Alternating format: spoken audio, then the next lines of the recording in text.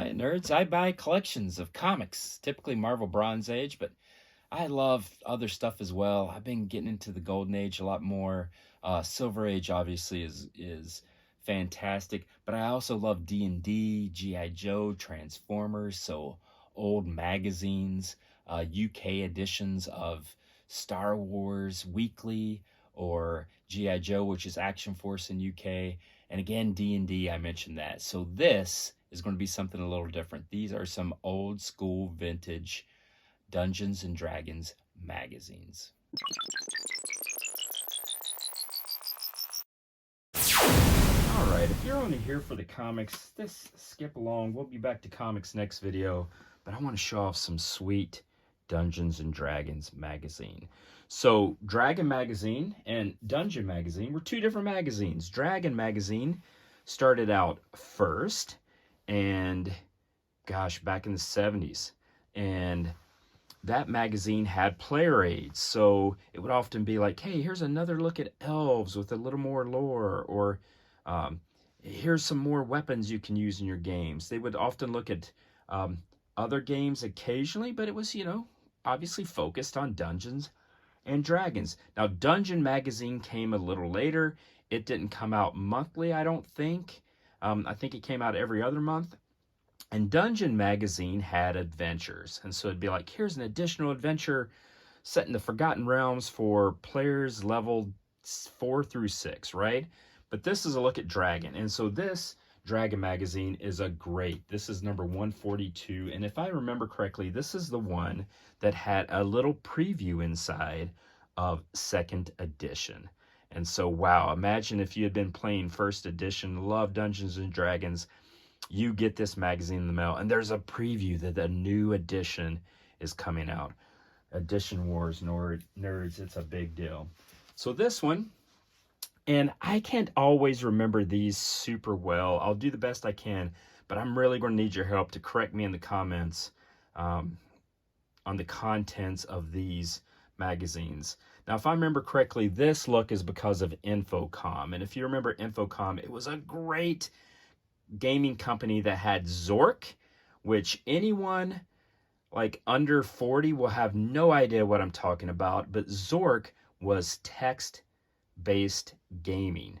And so you would enter in, there would be a cursor, and that's it. And you would type in, and that would mean go north, or you would be like open mailbox, and that would open text only. So a text-based adventure, Zork.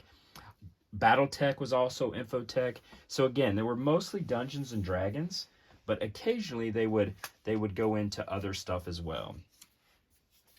This cover of Dragon magazine number 144, and if I remember correctly, that is known because there was a big poster inside. I think it was a big Forgotten Realms poster.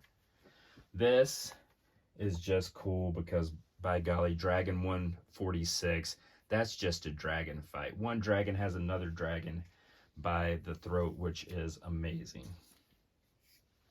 This is Dragon 148.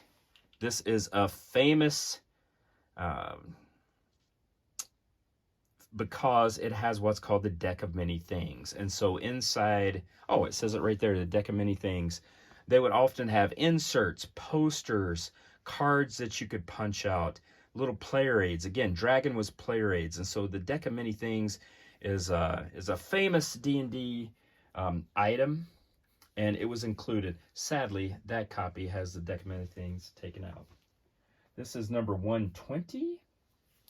I don't know if there's anything significant about that, except all of these are awesome.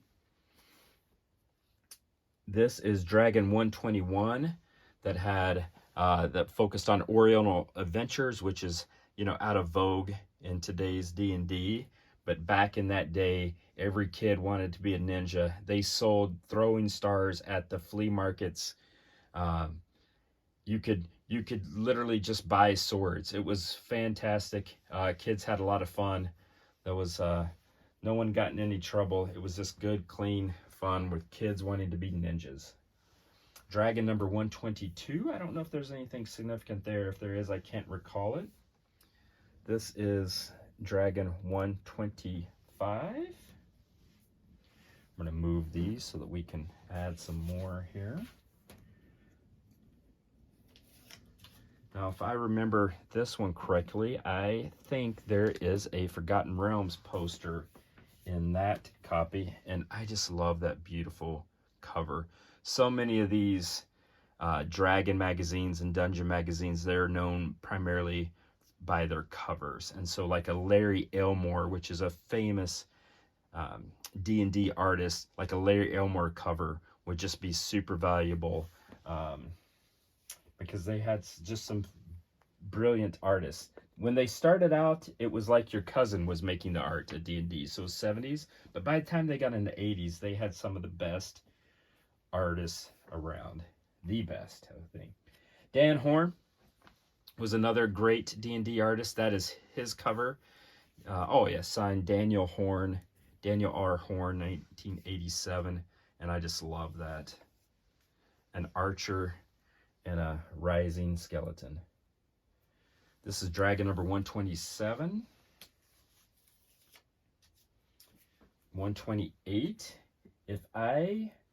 Oh yeah, the Vikings game, which is this, if you don't know the lore, the Vikings had board games. So real life Vikings had real life board games. And so they put a little version of that in this magazine. And that was a pretty cool thing to do. Number 130.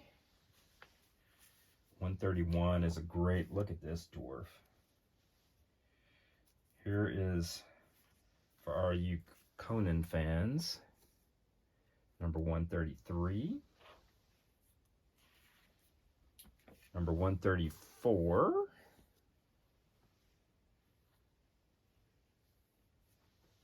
And 147 we'll end with, because that is one of the famous beloved covers of Dragon magazine for obvious reasons.